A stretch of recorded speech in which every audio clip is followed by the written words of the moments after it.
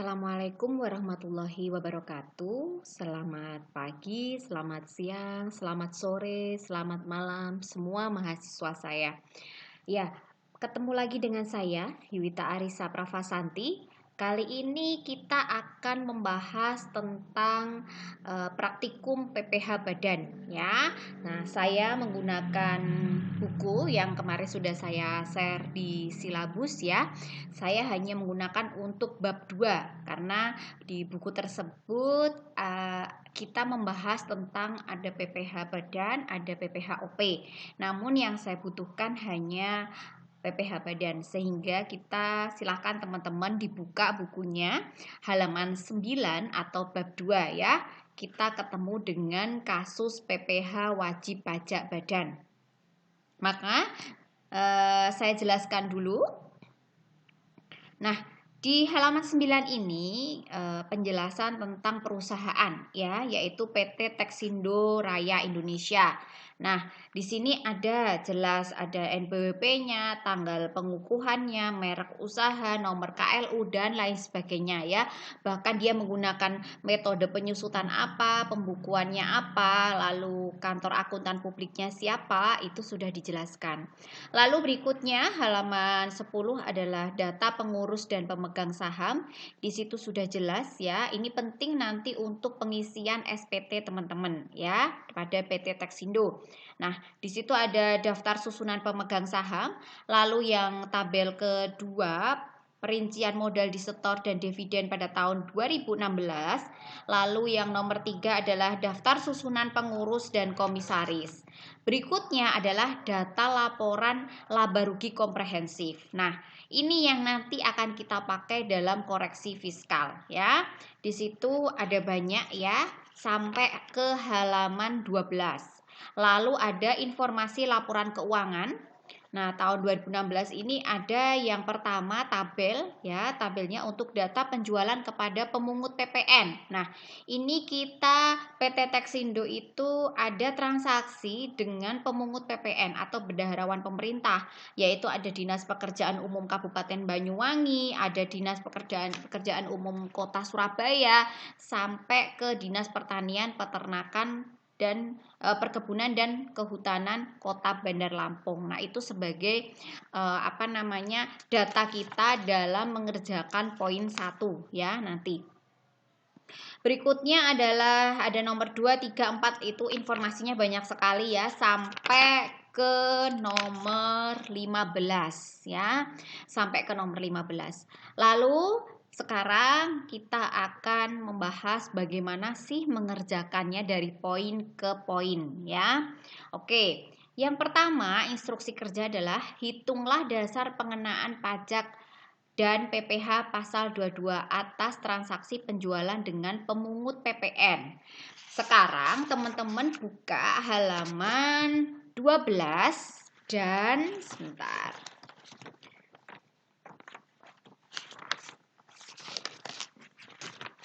Ya, halaman 12 dan halaman 17 ya.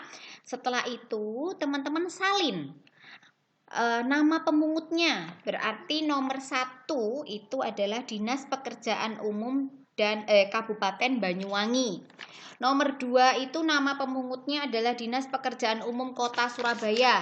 Lalu nomor 3 itu nama pemungutnya adalah Dinas Kebersihan dan Pertamanan Kota Surabaya. Lalu nomor 4 itu adalah Dinas Kelautan dan Perikanan Kota Gorontalo.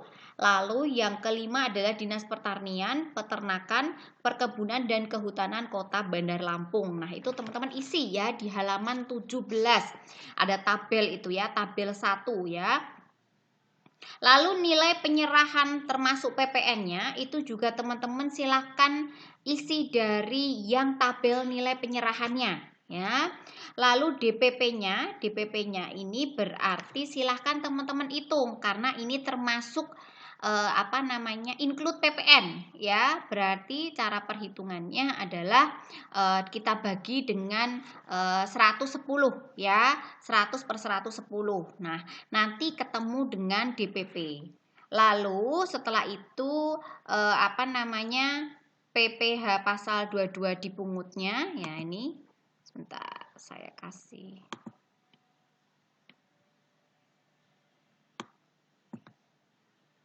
Ya. Nah, ini ketemulah, nanti ini dikalikan 1,5%. Maaf, ini PPN ya, berarti dikalikan ya 1,5% karena dengan Dinas Pekerjaan Umum ya.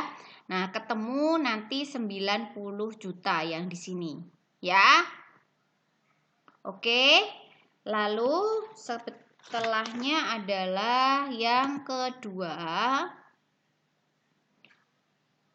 Hitung PPh pasal 22 atas transaksi impor pembelian bahan baku dan bahan penolong. Nah, ini informasinya dari mana?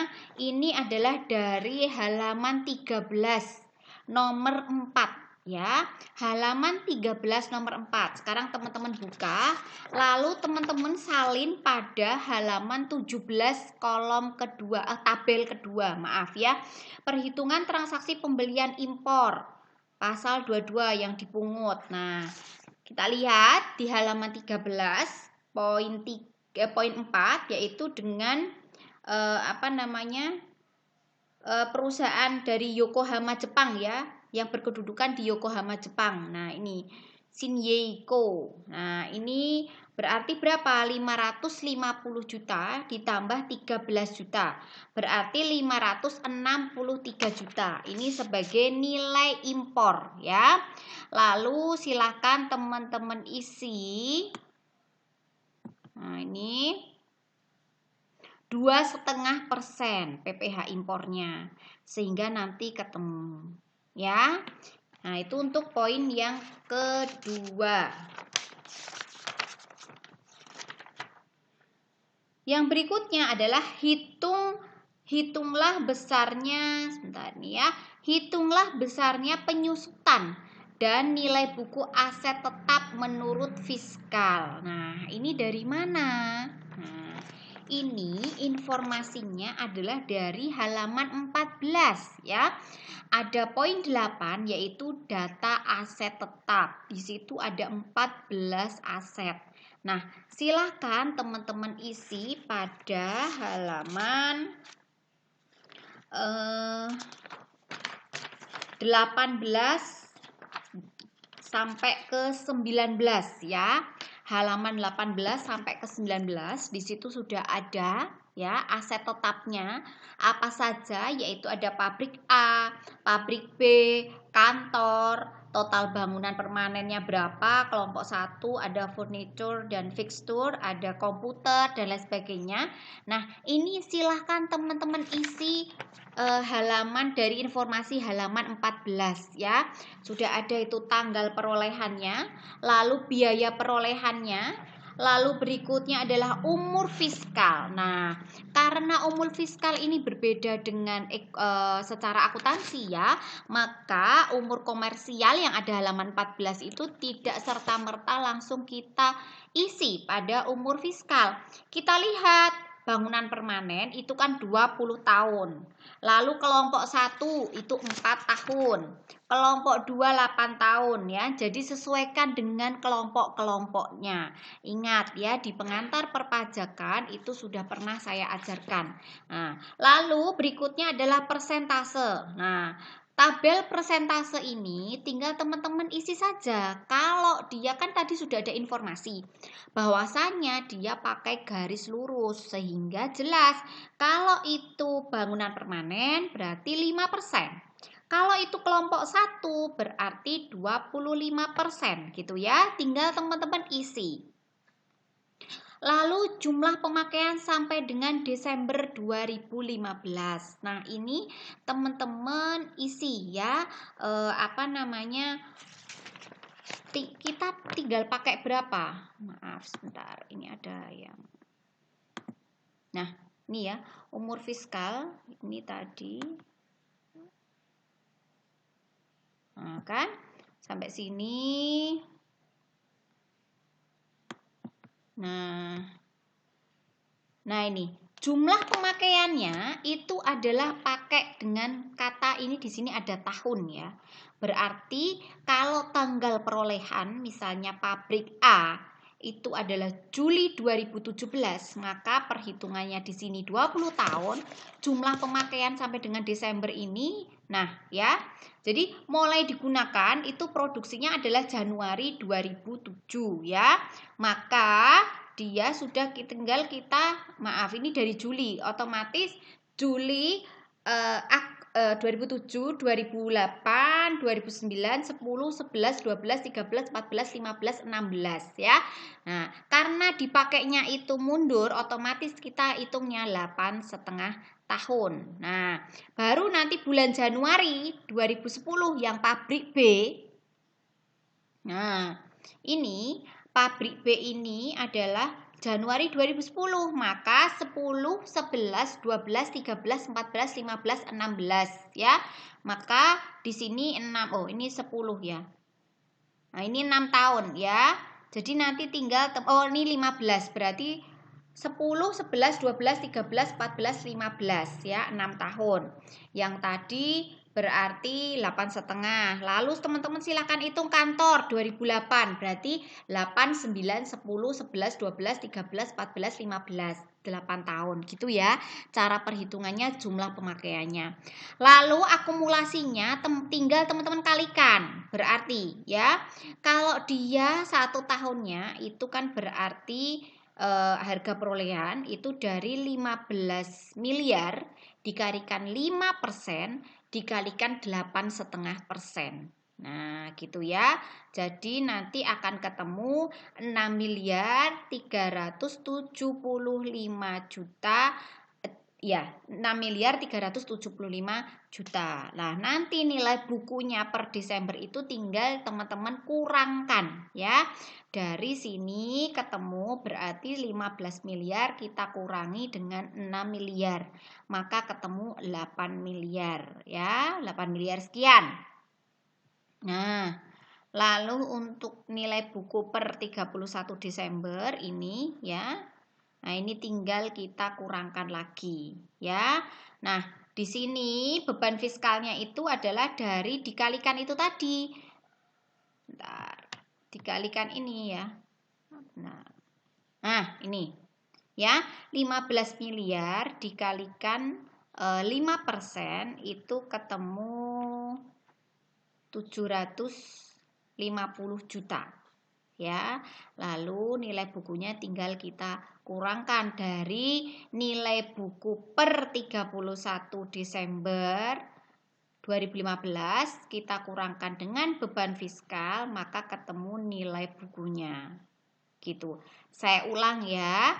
Jadi cara perhitungannya, pabrik itu kita lihat dulu dia tanggal perolehannya berapa, Juli 2007, maka kita tinggal hitung ya di sininya. Nah, berarti 2008, 9, 10, 11, 12, 13, 14, 15. Nah, tambah 1,5 tahun karena dia dari bulan Juli. Nah, jadi 8,5 tahun. Nah, untuk akumulasi penyusutannya itu berarti tinggal kita kalikan. Nah, kalau 1 tahunnya berapa? 1 tahunnya kita lihat dari sini bisa ya. Jadi 1 tahunnya itu adalah 15 miliar dikalikan 5%. Nah, ketemu 1 tahun kan? Nah, baru kalau sudah ketemu 1 tahun kita kalikan 8,5 tahun karena dia sudah berusia 8,5 tahun. Maka akumulasi penyusutannya jelas dari sini. Lah, kalau nilai buku per Desember 2015 itu berarti dari mana? Dari ini tadi, harga perolehan dikurangi penyusutan sehingga ketemu akumulasi penyusutan sehingga ketemu nilai buku. Nah, kalau beban fiskal berarti 1 tahun kan, berarti tinggal 15 miliar kita kalikan 5%, ketemu 750 juta. Maka nilai buku per Desember 2016 itu adalah nilai buku Desember 2015 ditambah lagi dikurangi beban fiskalnya baru ketemu nilai buku karena sudah 1 tahun ya, berarti kita kurangkan dengan penyusutan tahun tersebut. Itu adalah untuk menghitung penyusutan pada halaman pada halaman 22 sampai ke 23 ya. Itu cara maaf. Dari ini nih.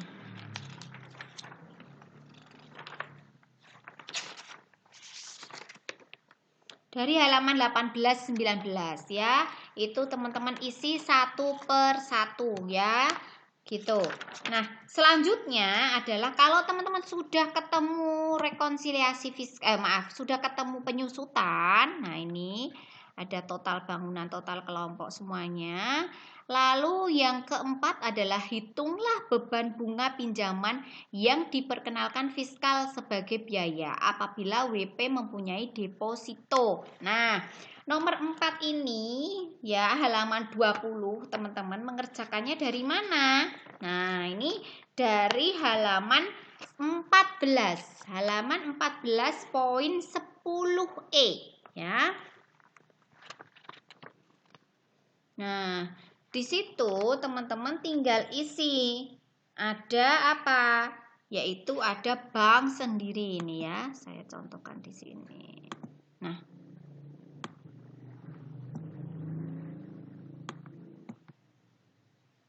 Nah, nih. Ya, oke. Nah, di situ kita lihat rata-rata pinjamannya ya. Ada dari bulan Januari, di situ kita baca dulu ya, saya baca dulu biar teman-teman nggak bingung ya. Data pinjaman dan deposito yang dimiliki adalah sebagai berikut ya. Pinjaman tahun 2016 diperoleh dari bank sendiri dengan batas maksimum 300 juta dengan tingkat suku bunga 20%. Dari jumlah tersebut diambil pada bulan Februari sebesar 200. Maka di sini teman-teman tinggal isi. Januari kan kita nggak ngambil. Berarti bulan Februari itu 200 ya. Lalu pada bulan April, maka Februari sampai dengan Maret ya, 2 bulan jangkanya ya. Lalu April diambil 75 juta, sisanya pada bulan Agustus, maka April, Mei, Juni, Juli ya, 4 bulan. Maka di sini nanti teman-teman isi 4 bulan. Nah, ya. Yang di sini tinggal teman-teman kalikan. 200 kali 2 bulan. 75 juta kali April, Mei, Juni, Juli ya, 4 bulan. Terus lalu Agustus sampai Desember itu Agustus, September, Oktober, November, Desember ya 5. Berarti tinggal teman-teman kalikan ini 5 bulan. Bener nggak ini? 9, 10, 11, 12 ya, sudah 12 bulan gitu. Caranya begitu ya. Nah, tinggal yang di sini teman-teman tinggal kalikan saja. Oke, itu untuk 4A. Lalu ini 4 ya, maaf. Ini 4. Untuk B, yang 4B teman-teman tinggal buka lagi halaman 20 itu yang B, deposito ya. Yang B, deposito. Maka saya bacakan dulu. Untuk yang deposito halaman 15 ya. Halaman 15 masih poin 10E ya. Ada yang 1, 2, 3, 4. Bulan April sampai dengan Mei sebesar 100 juta. Lalu bulan Juni sampai dengan Oktober itu adalah 500 juta. Lalu bulan November sampai dengan Desember itu adalah 200 juta. Maka kita isi seperti ini. Nah, ini ya. Januari sampai dengan Maret. Karena ini dimulainya April ya. Berarti Aprilnya di sini ya. April sampai dengan Mei. Nah, ini berarti 2 bulan. Nah, ini tinggal teman-teman kalikan. Gitu ya. Nah, itu untuk yang nanti tinggal dari sini kita bagi 12. Gitu ya. Untuk yang poin 4. Nah, berikutnya adalah poin 5.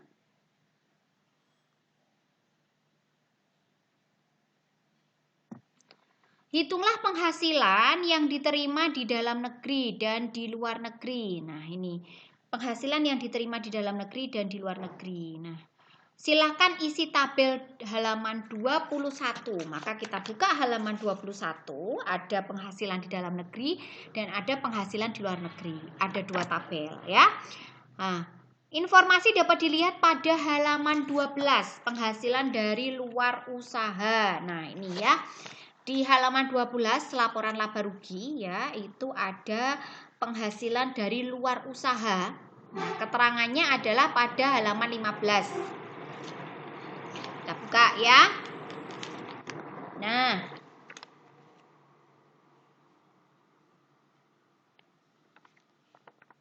oke. Sekarang kita lihat buka halaman 12, itu ada 1 bunga deposito dari bank sendiri. 2 itu adalah dividen. 3 adalah dividen juga, 4 adalah keuntungan atas penjualan tanah ya. Nah, di situ berarti itu masuk dalam negeri ya. Nah, kita isi pada tabel halaman 21 yang A. Sebentar, contohnya PL ya, luar negeri. Nah, ini teman-teman tinggal isi bank sendiri, PT Himalaya, PT Sindo Tekstil, CV Mekarsari. Nah, maka jenis penghasilannya apa saja? Bank sendiri tadi dilihat dari halaman 12. Ada bunga deposito dari bank sendiri. Nah, ini ya, teman-teman tinggal isi. Berarti berapa? Dia kenanya 50 juta. Dia masuk ke pasal berapa? Di sini ada 23, 4 ayat 2 atau bukan objek pajak. Ternyata dia masuk pada 4 ayat 2, maka kita isi ya. Nah, 10 juta ya. Oke, berikutnya adalah dividen dari Himalaya, PT Himalaya ya.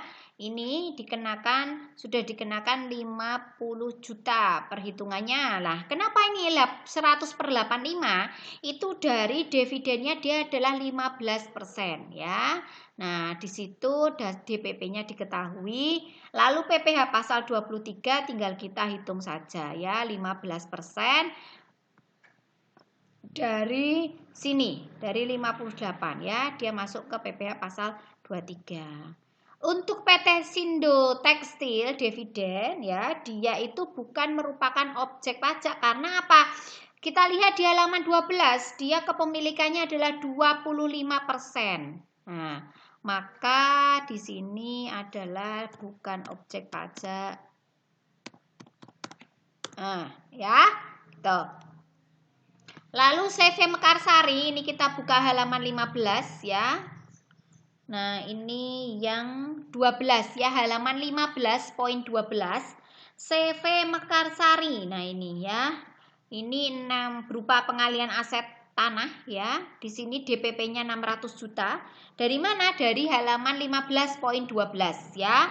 Lalu perhitungannya adalah yang di sini disetor 30 juta ya, dari 5%. Nah, setelah itu teman-teman tinggal hitung saja berapa totalannya. Gitu ya, untuk penghasilan dalam negeri. Nah, untuk luar negeri dari mana? Untuk luar negeri adalah halaman 15.13 ya.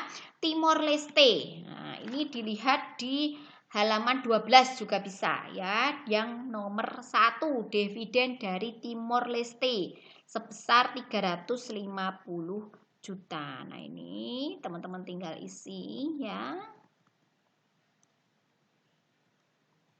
Nah, tuh ketemu. Sudah.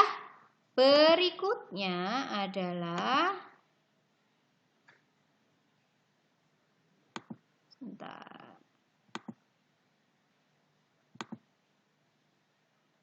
Oke, ke close ya ini kayaknya. Nah, berikutnya adalah nomor 6. Hitung penghasilan neto fiskal pada kertas kerja laporan rekonsiliasi fiskal yang telah disediakan. Maka silakan teman-teman, tadi halaman 21 sudah, kita lihat rekonsiliasi fiskal halaman 22. Ini yang agak rumit ya. Oke, kita lihat satu persatu ya. Oke, halaman 22 dibuka ya. Halaman 22 sama untuk informasinya berarti mulai dari halaman 11 ya. Oke. Untuk kolom komersial dapat dilihat dari laporan keuangan perusahaan halaman 11 sampai dengan 12. Nah, maka teman-teman salin tuh yang kolom kedua komersial ya. Nah, berikutnya untuk SPT enggak ini ya, enggak usah ini SPT-nya ini kode-kode kok nanti teman-teman. Nah, ini kode-kode ini enggak usah. Oke, nanti yang koreksi positif atau negatif ya. Oke.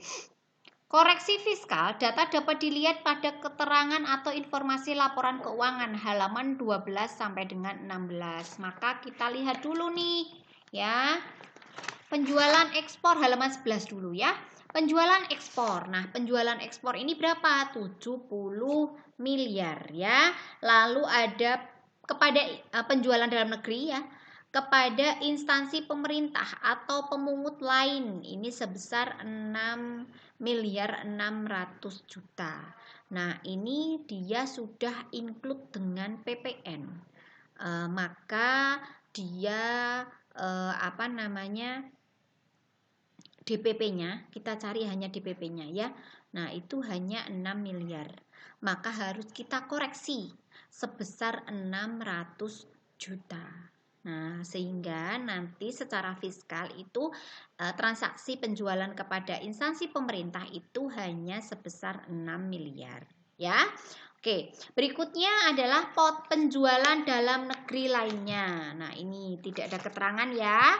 Lalu ada potongan penjualan. Nah, ini potongan penjualan. Ini ada nggak transaksinya? Ada ya, potongan penjualan. Coba lihat halaman 13.2. Oke, sudah. Halaman 13.2 kita baca. Dalam diskon penjualan terdapat diskon penjualan yang belum terrealisasi karena belum terjadi pelunasan dalam masa diskon oleh para pelanggan sebesar 150 juta. Maka diskon yang tercantum yaitu 1.045.000.000 kita koreksi 150 juta, dikoreksi positif ya. Berikutnya adalah retur penjualan sebesar 100 juta. Nah, ini kita lihat ada enggak? Oh, ada. Halaman 13.3 ya. Perusahaan mengantisipasi retur penjualan dengan menggunakan metode penyisian retur penjualan. Retur penjualan yang benar-benar telah terrealisasi tahun 2016 hanya berjumlah 50 juta. Dari di sini 100 juta. Maka kita koreksi positif 50 juta supaya angkanya 50 juta. Itu ya. Nah, berikutnya adalah jumlah penjualan neto dalam negeri ya. Lalu beban pokok penjualan, ada bahan baku, persediaan awal, pembelian, impor, persediaan akhir ya. Di sini tidak ada keterangannya ya. Kita lihat di halaman 13 ya. Itu yang nomor 4 tadi sudah ya. Berarti sekarang nomor 5. Dalam gaji dan upah termasuk pakaian seragam bagian marketing dan karyawan bagian produksi sebesar 22.500.000. Nah, seragam satpam sebesar 3 juta dan JHT karyawan dibayar oleh perusahaan sebesar 79.281.600. Maka yang harus kita koreksi adalah sebesar 22.500.000 masuk dalam koreksi positif. Gitu ya. Nah, lalu poin 6, sejak berdirinya perusahaan ini, metode penyusutan yang digunakan, baik menurut komersial maupun fiskal, sama-sama menggunakan metode penyusutan garis lurus. Nah, ini tadi yang sudah saya bahas ya. Kalau dia pakainya garis lurus, berarti teman-teman harus, ya ini nanti dikoreksi fiskal, tinggal kalian lihat di tabel penyusutan tadi secara fiskal. Nah, itu tinggal kalian koreksi saja di koreksinya ya, koreksi fiskal bagian penyusutan gitu ya. Lalu, nah ini Penyusutan bangunan ini nggak perlu ya.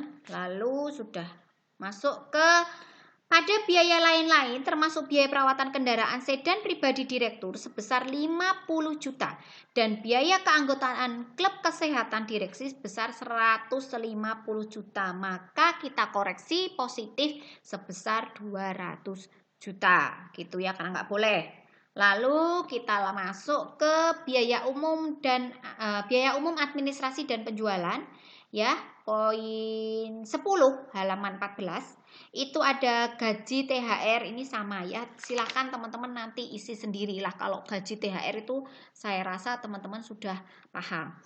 Yang halaman 15 ya, poin F, itu ada digunakan oleh reparasi kendaraan ya, digunakan oleh manajer pemasaran, itu hanya dikenakan 50% ya, sehingga yang dibolehkan hanya separohnya gitu ya, karena sedan apalagi digunakan manajer pemasaran ini memang belum bisa diakui sebesar 100% ya, hanya boleh 50%. Oke? Lalu saya lihat dari sini saja. Bentar.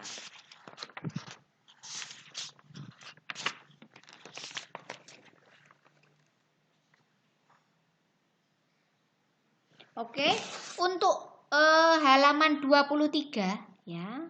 Poin D 7 ya.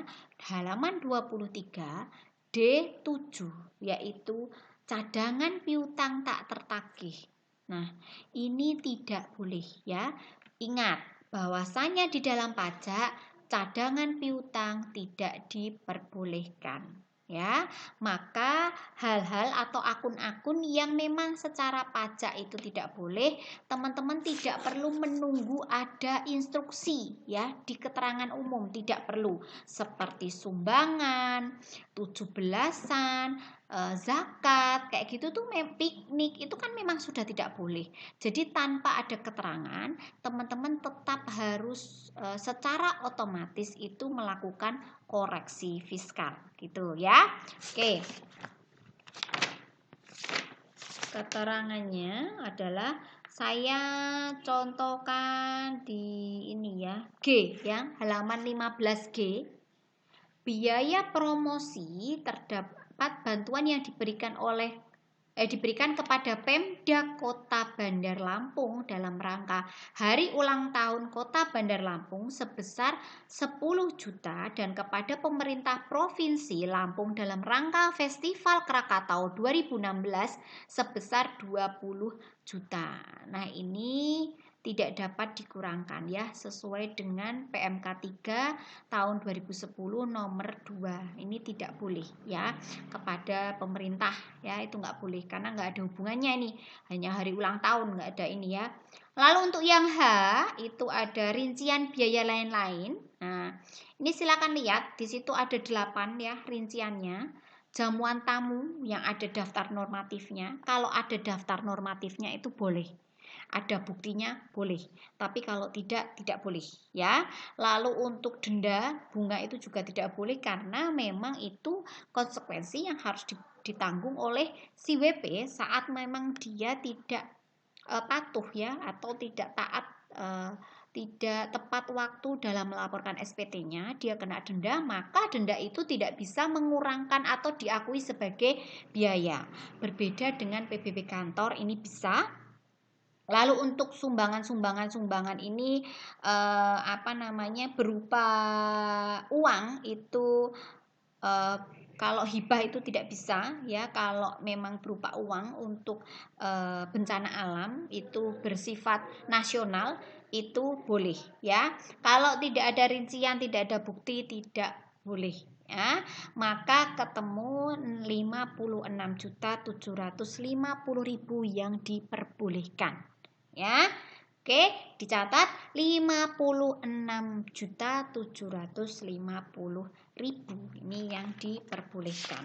Nah, lalu ketemu dengan ya, di sini langsung saja ya untuk laba ini.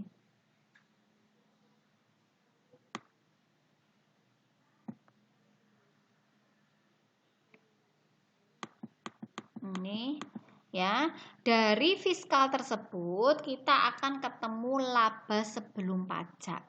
Maka dari laba sebelum pajak ini kita bisa menghitung poin 7 ya. Poin 7 adalah halaman 25. Di halaman 25 ini sudah ada keterangannya. Teman-teman tinggal isi angkanya ya. Baru nanti kalau sudah diketahui sudah diketahui angsuran PPh-nya dan kurang bayar atau lebih bayarnya, baru ini bisa ya.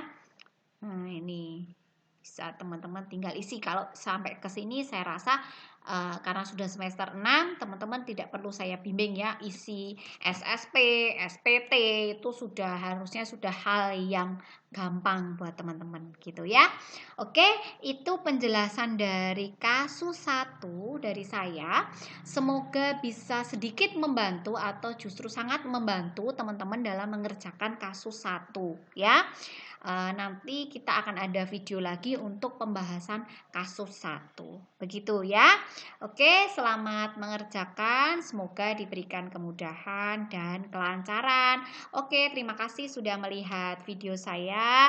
Saya tutup. Wassalamualaikum warahmatullahi wabarakatuh.